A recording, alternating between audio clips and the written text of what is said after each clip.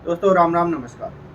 जम्मू कश्मीर भारत का पहला ऐसा संवेदनशील राज्य है जहाँ पे आज की सरकार कुछ अपना ऐसा झोंकने को तैयार थी जिस पर झोंक भी दिया जिसमें वहाँ से उस राज्य में शांति आ जाए।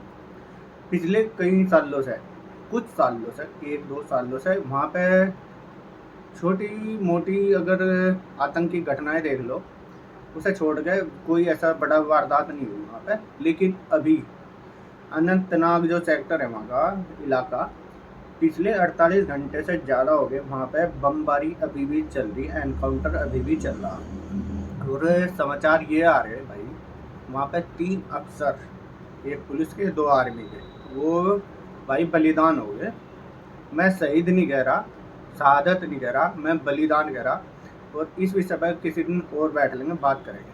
अब बात करते हैं भाई मैं बलिदानी ऐसा कैसा हो गया भाई। 3 अफसर गए भाई, सैनिकों की बात चलती थी, सिपाहियों की बात चलती थी, लेकिन अफसर मारे गए भाई, बलिदान हो गए हमारे। दोस्तों बहुत बड़ी घटना को अंजाम दिया आतंकियों ने। होता क्या है, जिस तरह सरकार लगी हुई भाई, पुलिस प्रशासन वहाँ का लगा हुआ आतंकियों के सफाई की, और आर्मी हमारी लगी हुई, CRPF वगैरह सब पड़ी वहाँ पे। तो इसी तरह एक जॉइंट ऑपरेशन किया इन्होंने, आर्मी ने और पुलिस ने मिलकर। इनमें जो इनके शागिर्द थे, शागिर्द का मतलब क्या है भाई, जो भाई पुच्छा देवे माले दुश्मन की पड़ताल रखे हैं, इनके शागिर्द होते हैं, उन्हें बोलते हैं भाई खबरी।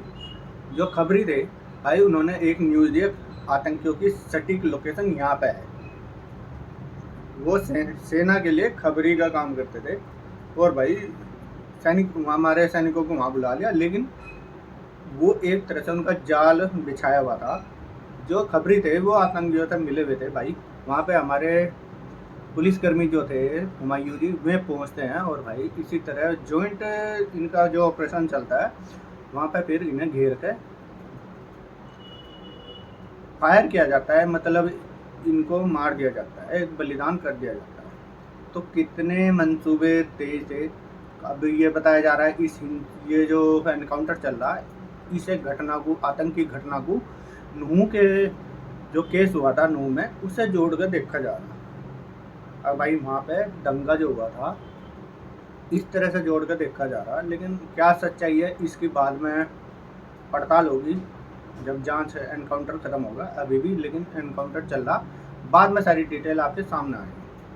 अब बात करते हैं भाई, जितने भी राजनीतिक दल है हमारे विपक्ष में बैठे हुए, मोदी सरकार ने 370 जो वहाँ पर धारा चल रही थी, जिसमें कई ऐसे प्रावधान थे भाई, जम्मू कश्मीर का आदमी पाकिस्तान से तो प्यार कर सके, अपना रिश्ते नाते निभा सके, लेकिन भारत के किसी व्यक्ति से निभा नहीं सकता।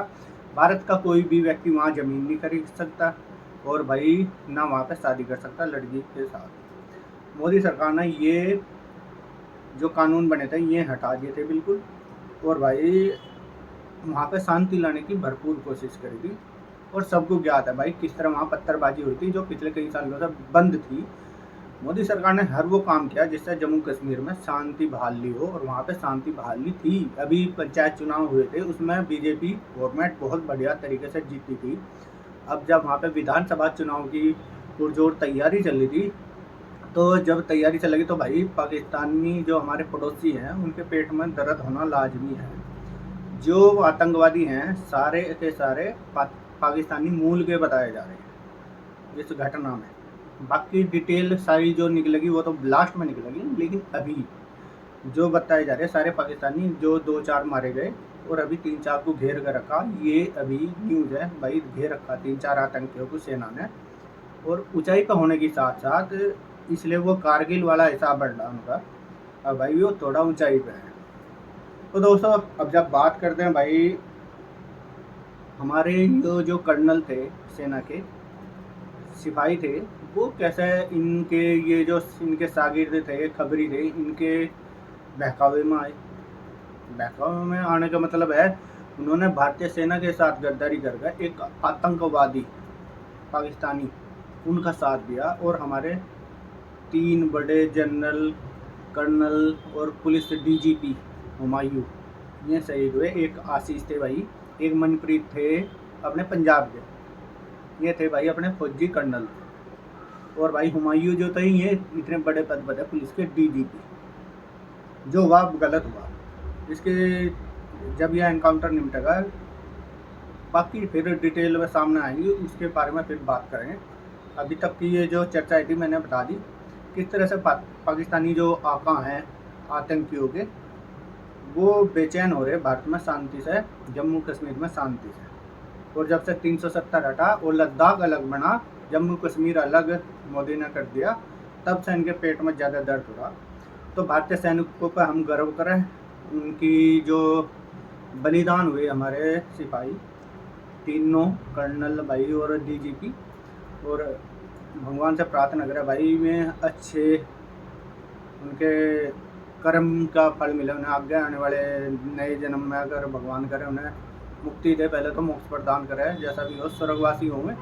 और दूसरा अगर जो उनके परिवार वाले हैं उन्हें ये दुख सहन करने की शक्ति दे भाई। मनप्रीत हैं जो पंजाब के रहने वाले, और आशीष हैं जो हरियाणा के पानीपत के रहने वाले, और एक खुद कश्मीर के ही थे भाई हुमायूं जो डीजीपी थे। तो दोस्तों यही एक मेरी बात थी। आपको वीडियो अच्छी लगी हो तो वीडियो शेयर कर दो भाई। धन्यवाद। राम राम, नमस्कार।